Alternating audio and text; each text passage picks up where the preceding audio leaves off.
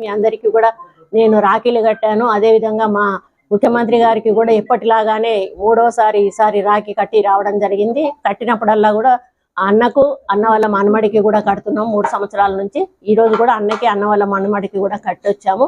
మేము చాలా ప్రశాంత వాతావరణంలో ఈరోజు సీఎం రేవంత్ రెడ్డి ఆశీర్వాదాలు కూడా ఆడపడుచులకు ఉండాలి అని ఆటోమేటిక్ గా ఆయన అందరూ లేదండి. అందులో కొండా సురేఖ అనేది సపరేట్ చేయకండి, కొండా సురేఖని సపరేట్ చేయకండి. నేను అందరి ఆడపడుచులు ఉంటాను. అందరి ఆడపడుచులు అంటే గ్రామీణ ప్రాంతం నుంచి మొదలు పెడితే పై వరకు అందరికీ ఆయన ఆశీర్వాదం ఉండాలని చెప్పి నేను కోరుకుంటా ఉన్నాను.